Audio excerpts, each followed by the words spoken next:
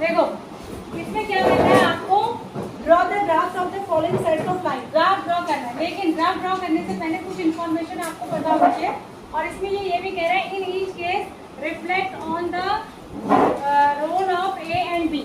देखो मैंने आपको बताई थी कि जो जनरल इक्वेशन होती है, स्टैंडर्ड फॉर्म जो होती है किसकी, लीनियर इक्वेशन की, वो क्या होती है ax plus b y plus c equals to 0, ठीक है, होती है ना।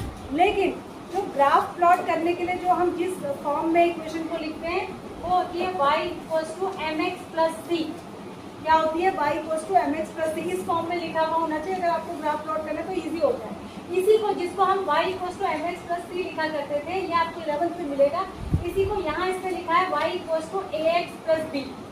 क्या बताया है, y equals to a x plus b, ठीक है।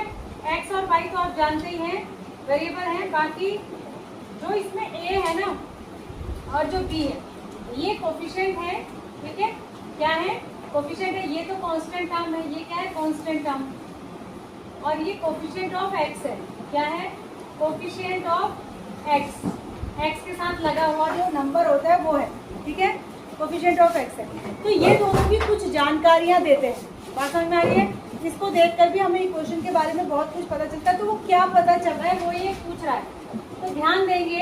अगर कभी भी b 0 हो, इफ b इक्वल्स टू 0 है, b जो होता है बेटा वो y इंटरसेप्ट होता है। क्या होता है, y इंटरसेप्ट। अब आप पूछेंगे मैडम इंटरसेप्ट क्या होता है। देखो अगर मैंने ये ग्राफ पर एक लाइन खींची, ठीक है, एक लाइन खींची मैंने, तो जो ये x एक्सिस पे जो टुकड़ा कट रहा है ना, जो x एक्सिस पे ये जो टुकड़ा कट रहा है इसको x इंटरसेप्ट कहते हैं, और जो y एक्सिस पे टुकड़ा कट रहा है इसको y इंटरसेप्ट कहते हैं। तो अगर b की वैल्यू 0 है तो इसका मतलब y इंटरसेप्ट 0 है, ठीक है। क्या है, y इंटरसेप्ट 0 है, समझ में आ रहा है। और इसका दूसरा मतलब ये भी है, अगर ये वाली टर्म 0 है तो ये जो लाइन होगी, जो भी आपकी लाइन है, वो ओरिजिन से पास होगी। कहाँ से पास होगी, ओरिजिन से पास होगी। लाइन कहाँ से पास होगी, ओरिजिन से, 0 0 से पास होगी। कहाँ से पास होगी, ओरिजिन से।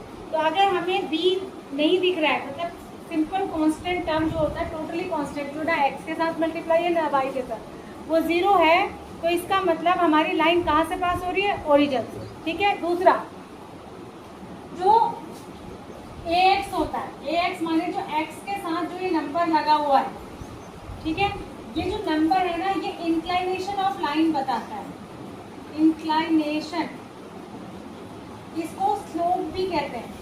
स्लोप क्या बताता है, हिंदी में कहें तो झुकाव, कि कोई लाइन कितनी स्टीप है या कितनी झुकी हुई है, ठीक है, ये बताता है।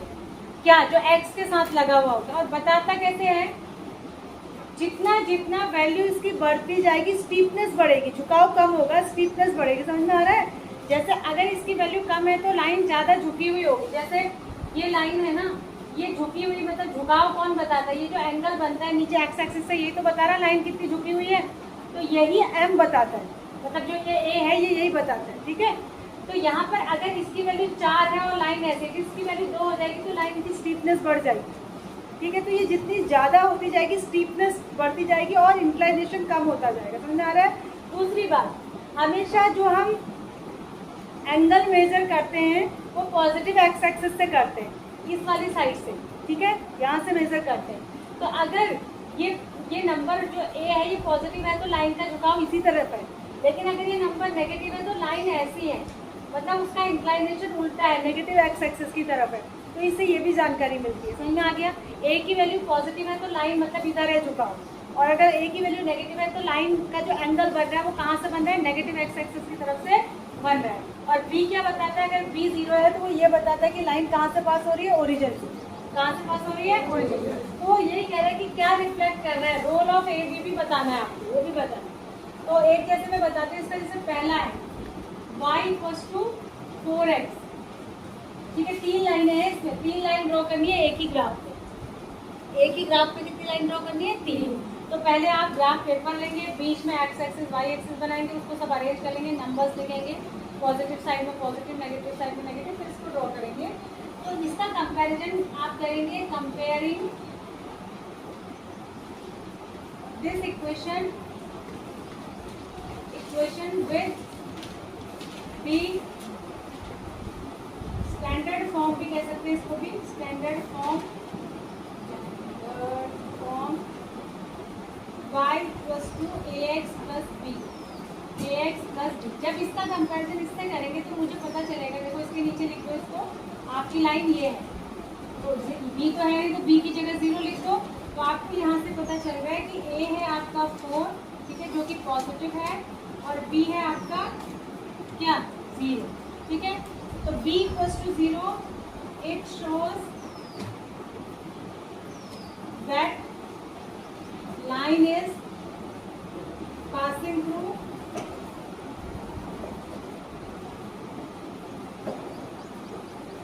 origin से, यानी 0 0 से पास हो रही है। बी को ये बता रहा है और ए क्या बता रहा है, इसका जो एंगल है वो कहाँ से बना हुआ है, किस तरफ झुकी हुई है लाइन, पॉजिटिव एक्स एक्सिस की तरफ झुकी हुई है। अब इसका मैं ग्राफ बना के आपको दिखा दूँ। अब ग्राफ कैसे बनेगा, पहली तीनों का कैसे बनेगा, ठीक है। तो सबसे पहले आपको पहले का मैं बना के बता रही हूँ, आपको पहले का ग्राफ बनाना है, पहली इक्वेशन जो मैंने लिखी है, ठीक है। तो कम से कम आपको 2 वैल्यू चाहिए, कितनी वैल्यू चाहिए, 2 वैल्यू। तो x की वैल्यू आप रखते जाएंगे तो y की वैल्यू आती जाएगी। इस इक्वेशन में x की जगह 1 रखेंगे तो y कितना होगा 4, x की जगह 2 रखेंगे तो y कितना होगा 8। तो एक पेयर मेरा बन गया 1,4, ये पेयर बन गया 1,4 जिसमें x कोऑर्डिनेट 1 है और y कोऑर्डिनेट 4, और दूसरा बना 2,8, x कोऑर्डिनेट 2 और y कोऑर्डिनेट 8, ठीक है। अब मैं ग्राफ खींचूंगी। ग्राफ कैसे ड्रॉ करेंगे आप, जैसे ये है, जगह भी कम हो रही है थोड़ा, ठीक है। तो यहाँ हो जाएगा 1 2 3 4 5 6 7 इस तरीके से, और इधर हो जाएगा 1 2 3 4 5 6 7 8। ये पॉजिटिव नंबर्स हो गए, इधर नेगेटिव आता है -1 -2 -3 -4 -5 -3 -4 -5 -7 -8। और इधर भी नेगेटिव आएंगे x की वैल्यू, -1 -2 -3 -4 देखो अब मैं जो नंबर्स ले रही हूँ ना, मैं तो रैंडमली ग्राफ बना रही हूँ, तो ये डिस्टेंस ज़्यादा कम है तो ऐसे बनाने में सही बने या नहीं बने ये नहीं पता, ठीक है। तो जो x की वैल्यू 1 है तो y की वैल्यू कितनी है 4, ठीक है। और जब x की वैल्यू 2 है तो y की वैल्यू कितनी है, सॉरी मैं क्या बोल रही हूँ, जब x की वैल्यू 1 है तो y की वैल्यू 4 है, यहाँ पर आएगा, ठीक है, इसके सामने आएगा ना, x की वैल्यू 1 के सामने और 4 के, जब x की वैल्यू 2 है तो y की वैल्यू कितना है 8, तो 2 के सीन में जाओगे तो यहाँ पे आएगा, ठीक है। जब इन दोनों को मिलाती हुई लाइन ड्रॉ करोगे तो वो ओरिजिन से पास होगी, कहाँ से पास होगी, ओरिजिन से, ठीक है, इस तरीके से ओरिजिन से पास होगी। तो ये हो गया। अब दूसरी लाइन ड्रॉ करो, सेकेंड लाइन के लिए मैं इसी में कर दे रही हूँ, ये पहली लाइन के लिए हो गया, अब सेकेंड लाइन के लिए करो।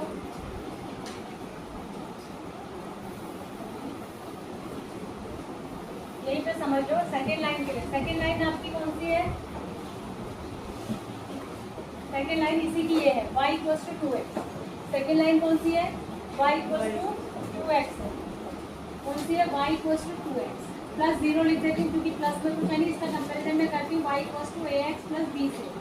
तो b 0 है तो ये भी वही बताएगा कि ये ओरिजिन से पास हो रही है, और a कितना है 2 है, ठीक है। ये तो हो गई बात कि a coordinate b coordinate sorry a b की क्या वैल्यू है और उससे क्या पता चलता है। अब जो ये इक्वेशन है y equals to 2x, y equals to 2x, इससे हम दो कोऑर्डिनेट निकालेंगे ग्राफ खींचने के लिए। तो x की वैल्यू में अगर 1 रखूँगी तो y की वैल्यू कितनी आएगी 2, और x की वैल्यू अगर 2 रखूँगी तो y की वैल्यू कितनी आएगी 4, या x की वैल्यू 3 रख देती हूँ मैं, चलो और इसमें कुछ और रख देती हूँ, ग्राफ खींचने के लिए ईजी हो जाएगी, मतलब नहीं तो उसमें ओवरलैप करेगा तो मैं कुछ और रख देती हूँ जिससे कि तुम्हें क्लियरली दिखाएगा। x इक्वल्स टू 2 रख दूँगी तो y कितना आ जाएगा 4, और x इक्वल्स टू 3 रख दूँगी तो y 6 आ जाएगा। तो एक कोऑर्डिनेट बना 2,4, दूसरा बना 3,6, पहले x कोऑर्डिनेट लिखते हैं। अब इसका ग्राफ ड्रॉ करेंगे। जब x 2 है तो y कितना है 4 ही है ना, x 2 है तो y कितना है 4 है, यहाँ पे आएगा ये ठीक है, 2 के सामने और 4 के सामने। जब x 3 है तो y कितना है 6 है, तो यहाँ 3 के सामने और यहाँ 6 के सामने, यहाँ पर एक करके लाइन, ठीक है। जब इन दोनों को मिलाती हुई लाइन खींचेंगे तो ये भी कहाँ से जाएगी, ये भी ओरिजिन से जाएगी। अब तीसरी वाली लाइन को देखेंगे, तीसरी लाइन क्या है, y = x। तो इसका कंपैरिजन जब तुम y = इसको x + 0 रख लो और फिर कंपैरिजन करो y = ax + b से, तो b क्या है यहाँ पे 0 और a क्या है 1, a क्या है 1, ठीक है।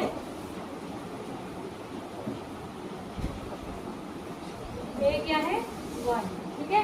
तो जब मैं इसका ग्राफ खींचूंगी तो उसका क्या खींचूंगी, देखो जितनी जितनी x की वैल्यू रखती जाऊंगी उतनी उतनी y की हो जाएगी, x = y है। तो जब मैं x 1 रखूंगी तो y भी कितना हो जाएगा 1।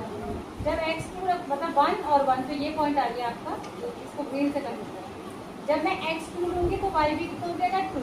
जब इनको मिलाती हुई लाइन खींचूंगी तो ये भी ओरिजिन से ही जाएगी। लेकिन आप देखो यहाँ a की वैल्यू 1 थी, यहाँ a की वैल्यू 2 थी और यहाँ a की वैल्यू 4 थी, तो स्टीपनेस बढ़ रही है, मैंने इंक्लाइनेशन कम हो रहा है और स्टीपनेस क्या हो रही है, बढ़ रही है। ये तीखानेस बढ़ रही है और इंक्लिनेशन कम हो रही है। तो यही ए बताता है, ए ये बताता है कि लाइन ज़्यादा स्टीप होगी, इंक्लाइन होगी या क्या होगी। और b = 0 अगर है तो ये बताता है कि लाइन हमेशा कहाँ से जाएगी, ओरिजिन से। अगर b की वैल्यू कुछ ना कुछ होती तो ये लाइन ऐसे जाती, y पे कोई ना कोई इंटरसेप्ट काट रही होती है, ठीक है, y पे कोई टुकड़ा काट रही होती है। लेकिन b 0 ये बताता है कि लाइन कहाँ से पास होगी, ओरिजिन से। तो ये चीज़ें मैंने जो आपको ओरली बताई, घर जाके रिविजन करके आपको लिखना है, इसके बारे में डिटेल भी लिखनी है। ग्राफ तो ड्रॉ करना है और तीनों का ग्राफ एक ही में ड्रॉ करना है पहले क्वेश्चन का, जिससे कि तीनों लाइन में अंतर दिखाई दे कि ए, और फिर उसके ऊपर लाइन की क्वेश्चन भी लिखनी है। इसके ऊपर आप लिखोगे x = y वाली लाइन है और इसके ऊपर आप लिखोगे कि y = x वाली लाइन है, ये y = 2x वाली लाइन है और ये क्या थी, y = 4x वाली लाइन है। इससे आपको ये इसीलिए 3 दी है और एक ही तरीके की दी है, जिसमें कि सब तीनों में b 0, जिससे कि आपको एक ही वैल्यू से पता चल सके कि क्या फर्क आ रहा लाइन में, ठीक है। तो इसमें पहले तो आप ग्राफ खींचेंगे, वैल्यू ऐसे निकाल के दिखानी भी है, ये जो आप कोऑर्डिनेट निकालेंगे, उसके बाद ग्राफ ड्रॉ करेंगे, उसके बाद आप लिखेंगे यही चीज़ जो मैंने लिखी है कि value of b = 0, therefore line will pass through the origin, ठीक है। And value of a shows the, क्या शो करता है, स्टीपनेस ऑफ द लाइन, ठीक है। समझ में आ गया, तो ये कर लेना, कर लेंगे ना तीनों, तो सारा क्वेश्चन ये ऐसे ही होना है, इसी तरीके से ये होना है, ये होना है। अब यहाँ पर देखो, यहाँ पर जैसे -a है, ये जो लाइन है ये क्या लाइन है, y = -3x, इसका कंपेरिजन में y = ax + b से करूँगी तो b कितनी है 0 लिखो, तो ये भी ओरिजिन से पास होगी। और यहाँ पर a की वैल्यू क्या आ रही है, नेगेटिव आ रही है, तो जब नेगेटिव आ रही है ना तो ये लाइन ऐसे होगी बेटा, इसका इंक्लाइनेशन इधर होगा, ये नेगेटिव x एक्सिस की तरफ झुकी होगी। बात समझ में आ रही है। तो यही है, पूछ रहा है कि आपको ए बी क्या बता रहा है और आप क्या जानकारी से समझ पा रहे हैं। हो जाएंगे सारे, आगे बढ़े। और कुछ पूछना तो नहीं किसी में। आप यहाँ देखो, ये जो लाइन है यहाँ पर बी की कुछ वैल्यू है, तो ये लाइन ओरिजिन से पास नहीं होगी। यहाँ पर भी बी की कुछ वैल्यू, ये भी ओरिजिन से पास नहीं होगी। यहाँ भी बी की कुछ वैल्यू है, यहाँ भी है, यहाँ भी है, सब जगह है। तो ये लाइन जो है वो ओरिजिन से पास नहीं होगी। और ग्राफ बना लेंगे आप। अब आगे चलते हैं,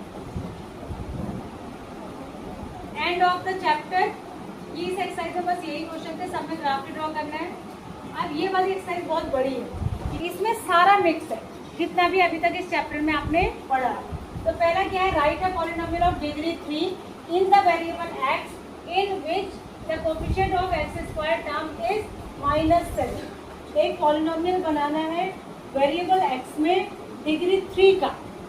डिग्री 3 का मतलब क्या है कि x की हाईएस्ट पावर 3 होनी चाहिए। तो किससे क्या क्या चीज़ें आपको पता चलनी चाहिए, पहले वो समझो। डिग्री 3 लिखा है तो इससे आपको पता चल जाना चाहिए कि आपको क्यूबिक इक्वेशन लिखनी है, ठीक है। इससे आपको पता चलेगा कि वेरिएबल x लेना है, और इससे पता चलना है कि उसमें x² वाली टर्म भी होनी चाहिए, और उस x² वाली टर्म का जो कोएफिशिएंट होना चाहिए वो -7 होना चाहिए। अब बना हम अपने मन से समझ सकते हैं।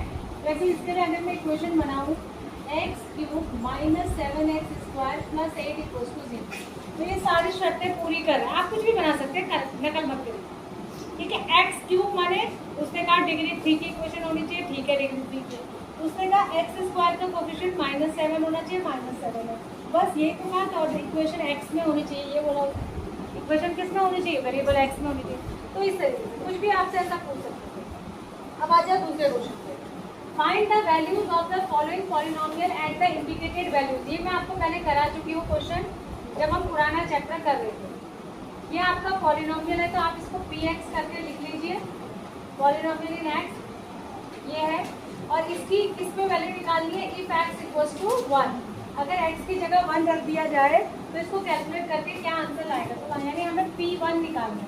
यानी जहाँ जहाँ x है वहाँ वहाँ 1 रख दो, तो x का स्क्वायर माने 1 का स्क्वायर, 3 इंटू एक्स माने 1 प्लस 7, तो 1 का स्क्वायर 1 ही होता है, 5 1 जा 5 ही होगा, -3 प्लस 7, 7 भी प्लस का है, 5 भी प्लस का है, इनको ऐड कर दो तो कितना हो जाएगा, 12 हो जाएगा ही, और -3 कर दो तो कितना आ जाएगा 9। तो इसकी वैल्यू x इक्वल्स टू 1 पे कितनी होगी 9। इसी तरीके से ये वाला जो कर लेना है, इसमें t की जगह a रखना, तो t की जगह a रखने से आप इसको सॉल्व थोड़ी कर पाएंगे, बस जो इक्वेशन t में थी वो इक्वेशन a में हो गई। t को रिप्लेस किससे करना है, a से, तो जहाँ जहाँ t था वहाँ वहाँ क्या हो जाएगा a। इसको आप कैलकुलेट करके नंबर में थोड़ी आंसर निकाल सकते हैं, क्योंकि ना तो p नंबर है ना a नंबर है, बस वेरिएबल चेंज हो रहा है, ठीक है ना, कर लोगे ना। आगे बढ़े, चलिए देखिए, if we multiply the number by multiply a number, इसका मतलब है हमें वो नंबर पता नहीं है, इसका मतलब हमें वो नंबर सपोज करना है। तो let number equals to x, number x suppose कर लिया अकॉर्डिंग टू द क्वेश्चन, मतलब क्वेश्चन जो कह रहा है उसके हिसाब से क्या इक्वेशन बनेगी। ये कह रहा है if we multiply a number by 5/2, यानी जो x मैंने नंबर सपोज करा है, अगर मैं उसे 5/2 से मल्टीप्लाई कर दूँ, ठीक है, and add 2/3 to the product, और ये जो वो प्रोडक्ट बना है, मतलब प्रोडक्ट में निकाल तो सकती नहीं, मुझे x को पता नहीं, बस ऐसे ही लिखा। इस प्रोडक्ट में अगर मैं 2/3 ऐड कर दूँ तो मुझे मिलता है -7/12। तो फाइंड द नंबर, यानी find out the value of x, ठीक है। तो क्या करेंगे आप, एलसीएम ले लेंगे ऑब्वियसली, या फिर नंबर को नंबर की साइड ले जाएंगे पहले, तो ये हो जाएगा -7/12, ये इधर जाके हो जाएगा -2/3, 2 और 3 का एलसीएम 12 भी होता है, 12 1 जा 12, ऊपर -7 ही रहेगा, और 3 4 जा 12, 4 2 जा 8, तो ये हो जाएगा -8।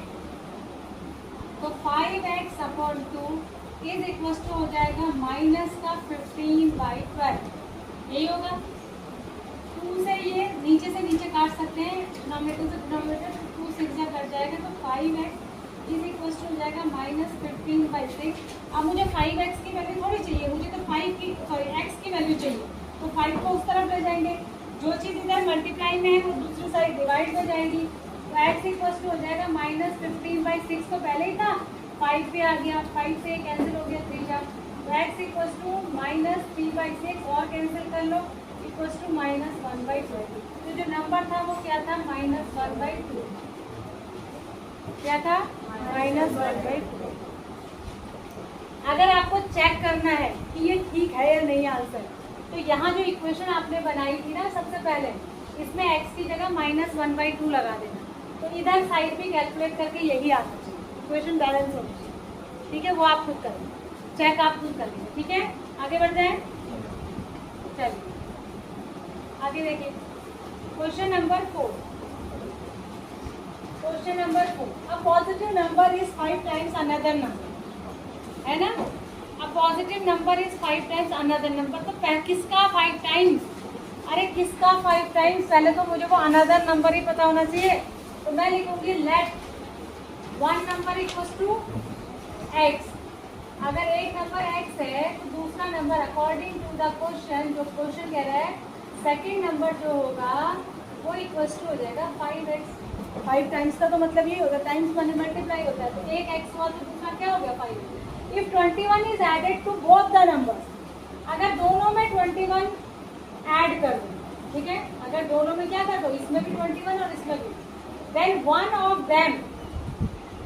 The new number becomes twice of the other, ठीक है। तो दोनों में 21 ऐड करूंगी तो एक नंबर, पहला नंबर क्या हो जाएगा x + 21, और दूसरा क्या हो जाएगा 5x + 21, यही होगा।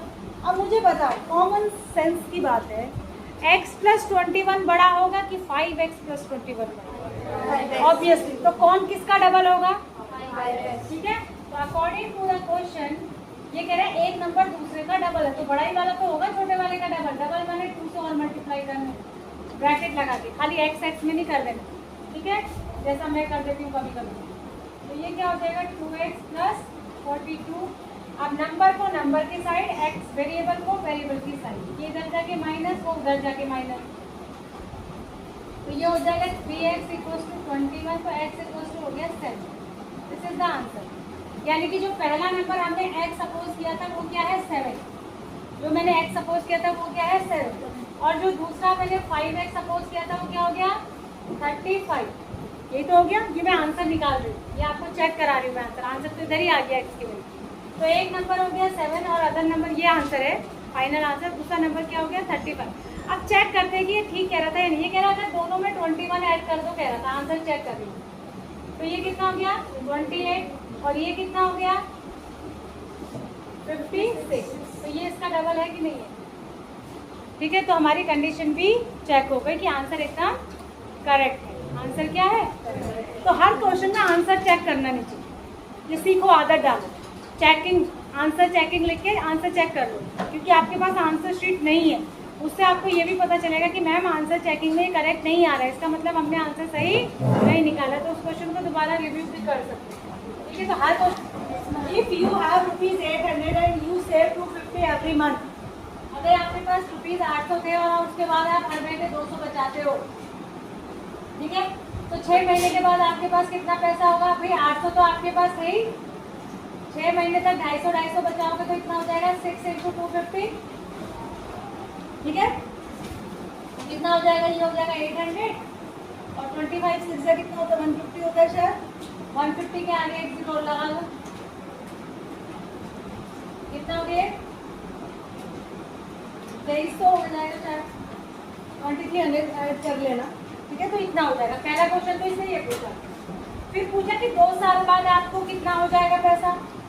अब इसमें जो पैसा दिया है ना बेटा, वो मंथ के हिसाब से दिया है, तो आपको कन्वीनियंट क्या रहेगा कि 2 साल के आप पहले मंथ बना लो, वो कितने हो जाएंगे 24 मंथ, और फिर आप निकाल लो कि 20 हर महीने अगर 150 रुपये बचा रहे हो, 250 रुपये बचा रहे हो, तो 24 महीने में कितने बचाओगे? इतने, है ना, कितने हो जाएगा? जितना भी हो जाएगा इसको निकाल लेंगे आप।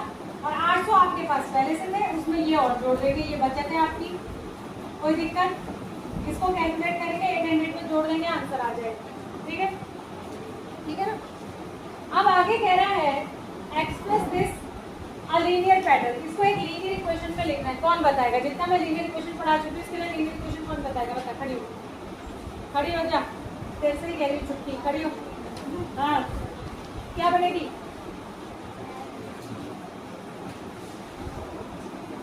तुझे तो आता ही नहीं, तू खड़े, तू खड़े, सब लाडले है इस क्लास में, कुछ नहीं आता है।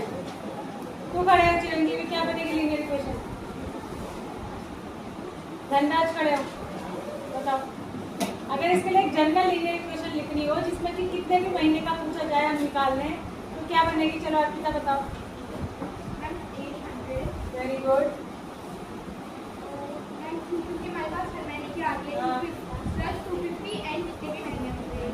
महीने में क्या लिखूं? Very good, clap for. खड़ी है, बैठने को लिखा, क्लैपिंग करो उसके लिए। ये लड़की 8th तक कैसी थी आप बताइए?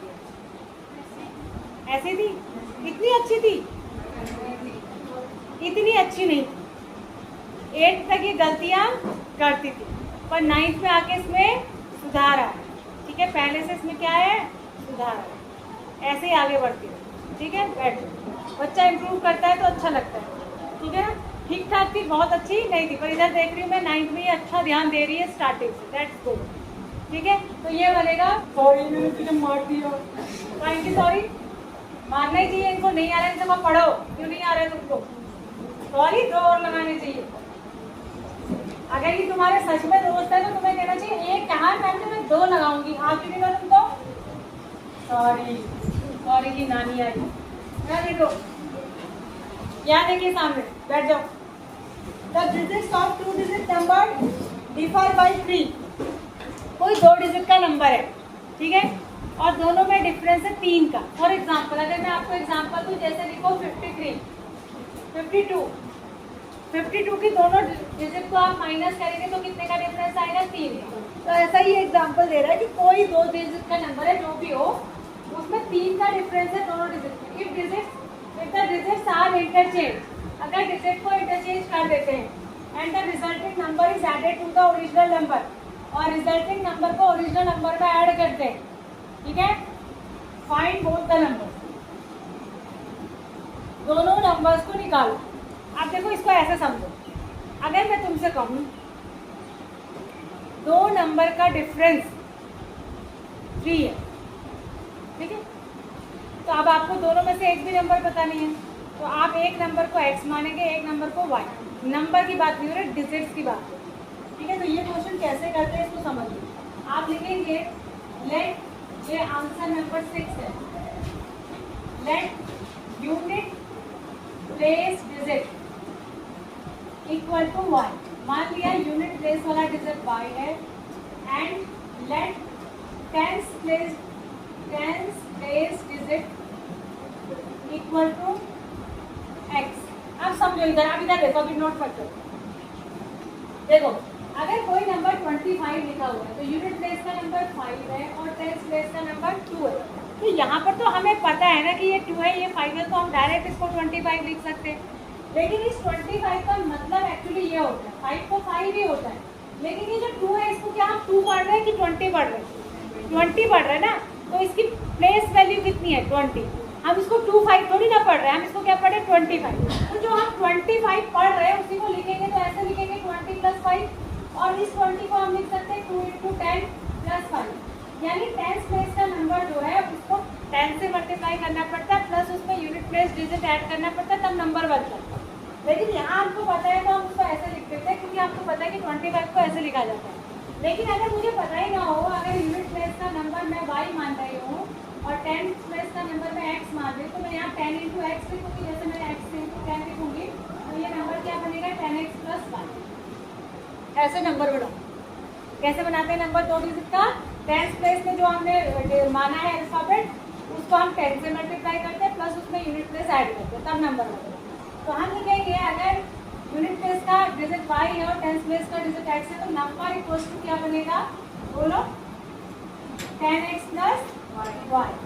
अब अगर ये कह रहा है कि डिजिट्स को इंटरचेंज कर दो, यानी जो यूनिट प्लेस का था उसको टेंस प्लेस का बना दी, टेंस प्लेस का था उसको यूनिट प्लेस, तो हम लिखेंगे आफ्टर इंटरचेंजिंग द डिजिट। अगर डिजिट्स को इंटरचेंज कर दें तो न्यू नंबर जो बनेगा, न्यू नंबर क्या बनेगा? न्यू नंबर अब बन जाएगा 10y + x, क्योंकि अब यूनिट प्लेस का नंबर ये हो गया और टेंस प्लेस का ये हो गया, ठीक है। तो ये तो 2 बातें हो गई। अब ये कह रहा है कि जो 2 नंबर हैं, है ना, अगर हम इनको एक दूसरे में ऐड कर दें तो 143 मिलता है। क्या मिलता है? जो पहले का नंबर था वो था 10x + y, जो नया नंबर है वो है 10y + x, और दोनों को ऐड करने पे 143 बनता है। अब इसको कैसे करेंगे? x वाले को x में ऐड करेंगे, y वाले को y में, तो 10x + x ये हो जाएगा 11x + 10x + y + 10y हो जाएगा 11y इक्वल्स टू हो जाएगा 143। ध्यान दीजिए, यहाँ से मैं 11 कॉमन ले लूँगी, दोनों में भी हो जाएगा x + y = 143। यहाँ से x + y इक्वल्स टू हो जाएगा 143/11, ये कर देगा 11 × 11 30। तो मेरे पास आ गया x + y = 30। ये मेरे पास एक इक्वेशन आई थी, और एक इक्वेशन, इसको इक्वेशन 2 बोलो, और एक इक्वेशन मेरे पास पहले बनी थी, किसने कहा था? दोनों नंबर का डिफरेंस जो है वो कितना है? 3। इसने कहा था ना दोनों डिजिट का डिफरेंस कितना है? 3 है। तो डिफरेंस का मतलब माइनस, तो एक इक्वेशन मेरे पास ये हो गई, एक इक्वेशन मेरे पास ये हो गई। कह रहा है फाइंड बोथ द नंबर्स, दोनों नंबर्स को निकालो। क्या है? तो दोनों नंबर्स को कैसे निकालेंगे? एलिमिनेशन से इनको सॉल्व करेंगे। कैसे सॉल्व करते हैं? पहला था x + पहला था ये x minus y equal to 3, दूसरा था x plus y equal to 13। दोनों इक्वेशंस को ऐड कर देंगे। ये है इक्वेशन 1, ये इक्वेशन 2। मैं यहाँ लिखूंगी इक्वेशन 1 प्लस 2। तो जब मैं जोड़ूंगी तो जोड़ने पर 1 प्लस 1 माइनस ये कट जाएगा और ये x x 2x हो जाएगा। 2x इक्वल्स टू 16, तो x इक्वल्स टू आ गया 16/2 यानी कि 8। x की वैल्यू कितनी आ गई? 8। x की वैल्यू कितनी आ गई? 8। अब किसी भी एक इक्वेशन पर रख दो। अगर मैं x की वैल्यू यहाँ रखूंगी तो x मुझे पता चल गया 8 है। 8 minus y equal to 3। Y को इधर ले जाओ, 3 को इधर ले आओ। 8 माइनस 3 इक्वल्स टू वाई, यानी 5 इक्वल्स टू वाई, या y इक्वल्स टू 5। एक ही बात है। यानी x की वैल्यू आई 8 और y की वैल्यू आई 5। देख लो दोनों में कितने का अंतर है। मेरा नंबर क्या बना? 85। क्या बना? 85 बना, नहीं बना? और दूसरी बार में इंटरचेंज करने के बाद बना 58। और इनको जोड़ के देखोगे तो आएगा 143। ठीक है। और ये भी देख लो कि दोनों डिजिट्स पर कितने का डिफरेंस है? 3 का। 8 और 5 में डिफरेंस कितने का होता है? 3। यानी हमने पूरी अच्छी तरीके से ठोक बजा के अपना क्वेश्चन देख लिया कि हमने जो आंसर निकाला है वो बिल्कुल ठीक है, क्योंकि जो शर्तें हमें दी गई थी उसमें हमारा आंसर पूरे अच्छी तरीके से बैठ रहा है उन सबको भी। ठीक है ना? तो ऐसे इसको कर लोगे। उतारने का आपको कोई समय नहीं दिया जाएगा, आप घर जाके उतारें हैं खुद करें। आई थिंक कि आपको समझ आ गया वो उतारने की क्या आवश्यकता है। आप स्मार्ट बच्चे हैं मेरे। ठीक है, आगे देखो। Draw the graph of the following equations and identify their shapes and y intercept. Also find the coordinates of the points where these lines cut the y axis. क्या कह रहा है? कह रहा है ग्राफ ड्रॉ करो। इसका, इसका, इसका, इसका और इसका। अब ग्राफ ड्रॉ करने के लिए मैं ग्राफ कैसे ड्रॉ करूंगी? मैं पहले एक इक्वेशन पकड़ लेती हूँ। इक्वेशन क्या है मेरी? y equals to -3x + 4। Graph draw करने के लिए दो कोऑर्डिनेट चाहिए होते हैं। तो मैं ऐसे बना लूँगी एक टेबल सी, जिसमें यहाँ पर मैं x लिखूँगी, यहाँ पर y। माने मैं x इसमें लगाती जाऊँगी और y मुझे मिलता जाएगा। अगर मैं यहाँ x लगा दूँ, x की जगह 1 रख लूँ, तो -3 × 1 कितना होता है? -3। और वो -3 4 में से माइनस गया तो कितना हो गया? 1। तो x 1 रखने पे y भी कितना आएगा? 1। अब x की जगह 2 लगा दीजिए, कितना हो जाएगा? 3 × 6 माइनस का 6 प्लस का 4 माइनस का 2 आ जाएगा। तो मुझे एक कोऑर्डिनेट तो मिला 1,2, सॉरी 1,2। एक x की वैल्यू एक y की लेंगे, एक x कोऑर्डिनेट 1,1 पहला हो गया और 2, -2 दूसरा हो गया। 2 पॉइंट मिल गए, तो प्लॉट करना है। तो कैसे प्लॉट करेंगे? देखो ग्राफ बनाएंगे आप।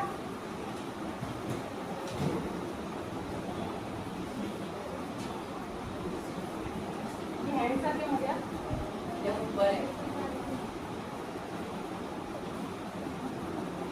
देखो तो आप इसमें लगा देंगे 1, 2, 3, 4, 5, 6 इस तरीके से।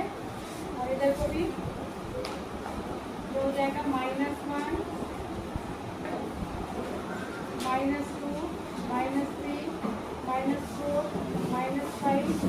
इधर भी माइनस में होगा -1, -2, -3, -4, -5। इधर प्लस में होगा 1, 2, 3, 4, 5। इस पर लिखेंगे x एक्सिस है x डैश, इस पर लिखेंगे y डैश। ये ओरिजिन हो गया O। ठीक है। अब मेरे को पॉइंट प्लॉट करने हैं। कैसे प्लॉट होंगे? देखो पहला पॉइंट है 1,1, यानी जब x 1 है तो y भी 1 है। x में 1 चले फिर y की तरफ 1 चले, तो एक पॉइंट तो ये आएगा। दूसरा है 2, -2। ठीक है। x में तो 2 चलना है, लेकिन y में -2 की तरफ आ रहा है, तो दूसरा पॉइंट ये मिलेगा। ठीक है। मेरे हाथ में स्केल तो है नहीं, स्केल से इनको मिलाती हुई लाइन खींचेंगे आप। क्या खींचेंगे? इनको मिलाती हुई लाइन खींचेंगे ऐसे। ठीक है, सीधी लाइन खींचेंगे। तो अब इसमें क्या क्या पूछ रहा है एक मैं करके बता रही हूँ, बाकी आप खुद बताएंगे। तो ये कह रहा है y एक्सिस में जो इंटरसेप्ट काटता है उसी को y इंटरसेप्ट कहते हैं। ये y इंटरसेप्ट हुआ। और स्लोप कैसा हुआ? स्लोप कितना हुआ? स्लोप यही होता है। स्लोप क्या होता है? जो x के साथ मल्टीप्लाई होता है वही क्या होता है? स्लोप। तो स्लोप तो कितना हो गया? -3। और वाई इंटरसेप्ट आपको देखना पड़ेगा कि देखो मैंने तो हाथ से ग्राफ खींचा तो ये एक्यूरेट नहीं है, आप ग्राफ कर सकते हैं। मेरे हिसाब से तो स्लोप की जगह को जितना टुकड़ा काटती है उसी को वाई इंटरसेप्ट कहते हैं, ठीक है। या तो इधर काट रही होगी या नेगेटिव वाई एक्सिस पे काट रही होगी, कहीं तो काटेगी वो वाई इंटरसेप्ट होगा, स्लोप यही होता है, ठीक है। वाई इक्वल्स टू इसका कंपेरिजन हम y equals to a x plus b से करते हैं, ए स्लोप होता है और बी वाई इंटरसेप्ट होता है, ठीक है ना, समझ में आ गया, कर लेंगे। तो ये आपने खुद करना है क्योंकि ग्राफ यहाँ बना के दिखाना पॉसिबल नहीं है। हाँ तो वो y को आपने अकेला करना है, तो इसको आप कैसे करेंगे, y इक्वल्स टू ये 2 से पूरी इधर की इक्वेशन डिवाइड हो जाएगी, दोनों में अलग अलग कर लेंगे। y equals to 4/2x plus 7/2 हो गया, ठीक है। तो 4/2 का मतलब क्या हो गया 2x प्लस 3.5, तो ये तो हो गया तुम्हारा y इंटरसेप्ट। आप देख के भी बता सकते हो y इंटरसेप्ट इसमें कितना था ऊपर वाले में 4, पूरा स्लोप 2 हो गया, ठीक है ना। तो इस तरीके से आप चेक करिए, सब में y अकेला होना चाहिए क्योंकि इसका कंपैरिजन आप y equals to ax plus b से करते हैं, तो ये y अकेले होना चाहिए। तो y के साथ जो नंबर है उसको पूरी इक्वेशन को डिवाइड कर दें। आगे बढ़े,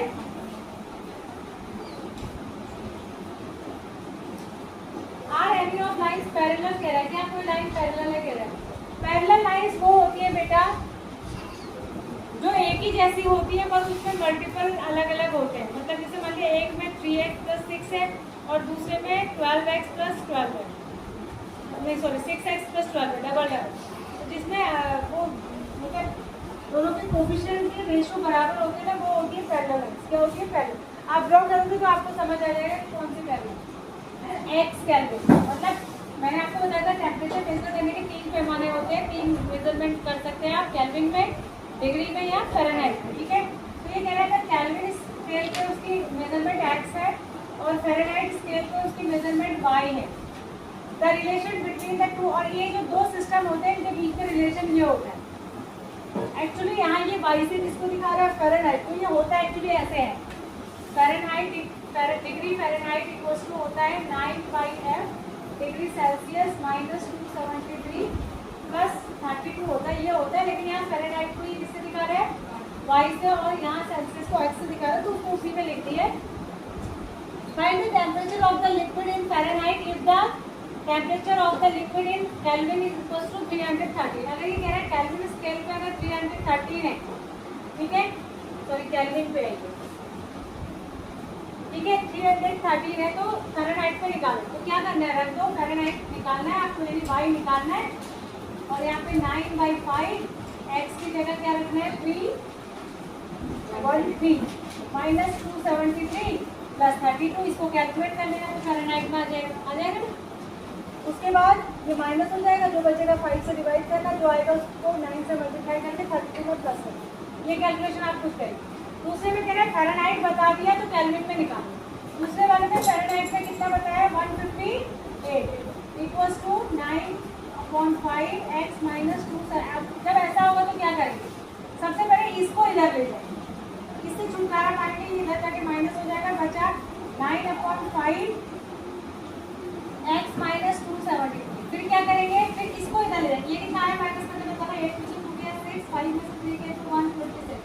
अब इसको इधर लाएंगे ये जो नंबर है, तो जब ये इस साइड आएगा तो उल्टा हो जाएगा, ये हो जाएगा, है ना, 9 1 जा 9 9 4 जा, और ये हो जाएगा 14 5 जा 70 इक्वल्स टू हो जाएगा x माइनस 273। अब मुझे x चाहिए तो मैं 273 को भी इधर ले आऊँगी तो ये 70 पे प्लस हो जाएगा, बस आ गई x की वैल्यू, उसको कैलकुलेट कर लेना, ठीक है। तो 1 बाई 1 करते हैं, जब इस तरीके का कॉम्प्लिकेटेड एक्सप्रेशन दिया होता तो एक करके करते हैं, स्टेप बाई स्टेप कैसे कैलकुलेशन होगी। गजट वजट करोगे तो बहुत टाइम भी लगेगा और कैलकुलेशन भी क्या होगी, एक्यूरेट नहीं होगी। तो सबसे पहले प्लस वाले को उधर ले जाके माइनस कर दो, बचा इतना, ये जो इसके साथ बाहर है इसको भी उधर ले जाओ, ये उल्टा हो जाएगा, उधर जाके 5/9 मल्टीप्लाई करो, फिर बचाइए इसको, फिर उधर जाके ऐड करो। तो इस तरीके से लीनियर इक्वेशन को स्टेप बाय स्टेप सॉल्व करना है, जिससे कि गलती होने की संभावना ना रहे, ठीक है। कर लोगे, आगे बढ़ जाए, यहाँ समझ में नहीं आएगा बोलना, ठीक है। The work done by a body on the application of, देखो ये मैं आपको समझाती हूँ, फिजिक्स का रूल है। फिजिक्स ये कहती है अगर आपको वर्क डन निकालना है, क्या निकालना है, वर्क डन, किया हुआ काम, ठीक है। तो कैसे निकालते हैं?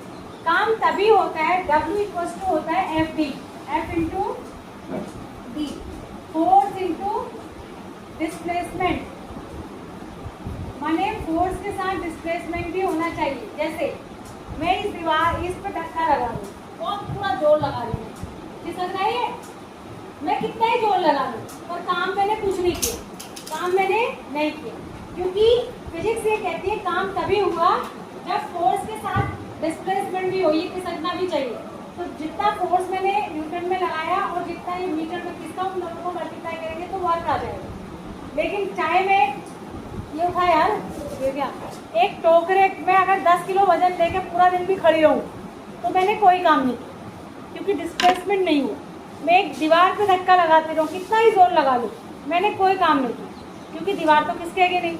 क्योंकि फिजिक्स के हिसाब से वर्क डन का क्या रूल है, कैसे निकलता है, फोर्स के साथ फोर्स की डायरेक्शन में ही, जिधर जिस डायरेक्शन में हम फोर्स लगा रहे हैं उसी में क्या होना चाहिए, डिस्प्लेसमेंट भी होना चाहिए। समझ रहे हो? तब वर्क डन। तो वही आपको समझा रहा है कि the work done by a body on the application of the constant force is the product of, product माने मल्टीप्लाई, प्रोडक्ट माने multiply of the constant force, जो फोर्स लगा आपका F, एंड द डिस्टेंस, यहाँ इसका डिस्टेंस वर्ड यूज किया, actually displacement होता है। ठीक है, डिस्प्लेसमेंट और डिस्टेंस में थोड़ा सा फर्क होता है, पता है आपको, सबको अच्छे से पता है?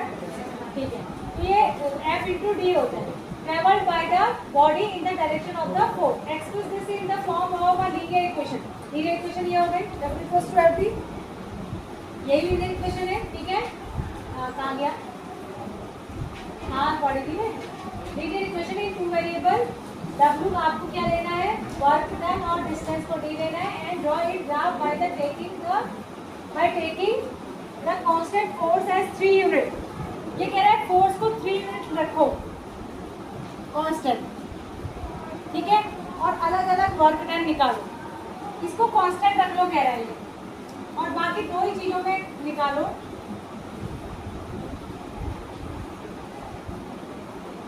किस में W equals to 3 into d, ये 3 ही रहना है, ये बदल सकता है, D बदलता रहेगा तो पूरा वाक्य बदलता रहेगा कि नहीं। पहली बार में मैं अगर D को 1 रख दूँ तो W कितना आ जाएगा, 3, तो एक मेरा हो गया 1,3 हो गया। ठीक है, और दूसरी बार में मैं D को 2 रख दूँ, दिख नहीं रहा होगा इसके ऊपर, दिख रहा है। दूसरी बार में मैं D को 2 रख दूँ तो W इक्वल्स टू 6, बस इतना ही चाहिए मुझे। ये कह रहा है आपको एक को x एक्सिस पे लेना है, एक को y एक्सिस पे। D को x एक्सिस पे ले लीजिए, y एक्सिस पे क्या लेंगे, वर्क डन, y एक्सिस पे क्या लेंगे, क्योंकि ना हमें दो ही वेरिएबल में ग्राफ खींचे हैं। फिर उसके बाद कह रहा है कि when distance travelled is 2 unit, तो क्या होना चाहिए work done, distance travelled 2 unit का तो वर्क डन कितना था, 6 यूनिट। ठीक है, verify it by plotting the graph, इसको ग्राफ में प्लॉट करके भी वेरीफाई करो कह रहे हैं। तो आप ग्राफ खींच लेंगे ऐसे, ठीक है, यहाँ ले लेंगे 1 2 3 4, इधर ले लेंगे -1 -2 -3 -4, और ले लो -5 -6 हो गया। ठीक है, यहाँ ले लेंगे 1 2 3 4 5 6, और इधर भी ले लेंगे -1 -2 -3 -4 -5 -6। ठीक है, ग्राफ प्लॉट करना है। जब इसमें आप किसको दिखा रहे हैं, D को x एक्सिस में, y एक्सिस में W को दिखा रहे हैं। ठीक है, तो मैंने कहा 3 के मल्टीपल में लेना है। जब मैंने डिस्टेंस को 1 रखा तो मेरा W कितना आया था, 3, तो 1 पॉइंट ये हो गया। जब मैंने डिस्टेंस को 2 रखा था, मेरा W कितना आया था, 6, तो 1 पॉइंट ये हो गया। इनको मिलाते भी आपको लाइन खींचनी है, क्या खींचनी है, लाइन। तो वो लाइन जैसे भी बनेगी वही आपका ग्राफ हो जाएगा। और वो किस लाइन का ग्राफ होगा, वो W equals to 3D line का ग्राफ होगा। इसका ग्राफ होगा W इक्वल्स टू 3D, इसको ग्राफ पे प्लॉट करना है। और ये भी बताना है कि जब वर्क डिस्टेंस 2 है तो वर्क डन कितना है, वर्क डन कितना है, 6 है, कितना है, 6। ये लास्ट पीरियड है, ये घड़ी बंद हो गई क्या, लास्ट पीरियड कितने में से, अच्छा आजकल तो असेंबली बाद में हो गई है ना, 5:30 हो गया। उसके बाद देखो अगला question, the graph of a linear polynomial px passes through the point this and this। देखो ध्यान से सुनो, ये कह रहा है कि कोई लीनियर पॉलिनोमियल है, लीनियर इक्वेशन है, उसका ग्राफ जो है जब हमने प्लॉट किया तो वो इनसे और इनसे पास हो रहा है, तो यानी कि ये एक्स कोऑर्डिनेट है, ये वाई कोऑर्डिनेट है, ये एक्स कोऑर्डिनेट है और ये वाई कोऑर्डिनेट। ठीक है, अच्छा फाइंड द पॉलिनोमियल। तो पॉलिनोमियल क्या होगा, देखो y equals to ax plus b होता है ना, ठीक है। तो क्या पॉलिनोमियल होना चाहिए कि x इक्वल्स टू 1 रखने पे टोटल y की वैल्यू 5 आ जाए।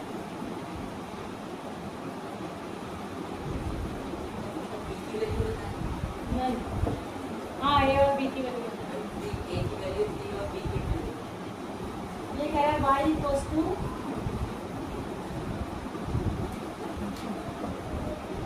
3x प्लस 2, ये वेरी गुड। अब देखो इसमें x इक्वल्स टू 1 लगाओ तो y इक्वल्स टू कितना हो गया 5, 3 1 3 और 2 5, और x इक्वल्स टू 2 लगाओ, ना सॉरी 3 लगाओ, 3 3 9 और 2 11, very good. x equals to 2 लगाने पर y इक्वल्स टू, तो एक्सप्रेशन क्या बनना चाहिए ये पूछ रहा है, ये बन गया एक्सप्रेशन। ठीक है, कैसे लॉजिक लगाया बताओ तो इनको भी। लगाया कि अगर y को 5 रखना है तो हम 3 और 2 को प्लस करेंगे तो 5 होगा। तो मैंने चेक करा कि 11 भी आ रहा है, तो करके देखा तो आ रहा है। वेरी ठीक है, तो इस तरीके से इसको कह रहे हैं पहले से का पॉलिनोमियल बनाओ। तो कह रहे हैं find the coordinate where the graph of px cuts the x axis. जहाँ पर ये ग्राफ जब आप प्लॉट करोगे, ये दो कोऑर्डिनेट तो आपको मिल ही गए, तो ग्राफ प्लॉट करोगे तो वो ग्राफ x एक्सिस को कहीं पे कट करेगा। तो जहाँ पर भी वो ग्राफ कट करेगा उसके आपको कोऑर्डिनेट लिखने। फॉर एग्जांपल जो एक खाली एग्जांपल दे रही हूँ, मान लिया आपने ग्राफ बनाया और x एक्सिस को उसने यहाँ पे कट करा। जहाँ पर कोई भी ग्राफ x एक्सिस को कट करता है, x एक्सिस को कट करता है, वहाँ पर x कोऑर्डिनेट तो कुछ होगा क्योंकि हम x में तो इतना चले हैं, पर y में थोड़ी गए, हम तो x के ऊपर ही है। तो जहाँ पर x एक्सिस को कोई ग्राफ कट करता है वहाँ y कोऑर्डिनेट 0 होता है। y पे नहीं गए ना अभी, हम तो x के ऊपर, लेकिन x पे तो कुछ चले ही है, 1 4 2 हो जितना भी हो वो आ जाए। ठीक है, तो जो भी हो मतलब x, 0 होगा, वो x की जो भी वैल्यू हो, 0, क्योंकि y कोऑर्डिनेट वहाँ पे क्या होता है 0। और जहाँ पर कोई भी ग्राफ y एक्सिस को कट करता है वहाँ पर x कोऑर्डिनेट 0 होता है, y कोऑर्डिनेट कुछ ना कुछ होता है जो भी हो। ठीक है, तो ये आप ग्राफ पहले ड्रॉ करेंगे, फिर आप देख कर जहाँ पर वो कट कर रहा है उसमें y कोऑर्डिनेट तो 0 ही होगा, x में जितनी डिस्टेंस चली है वो 0 होगी। समझ में आया? तो ये जब तक आप ग्राफ में प्लॉट नहीं करेंगे तब तक आप नहीं पता लगा सकते, तो ये प्लॉट करेंगे।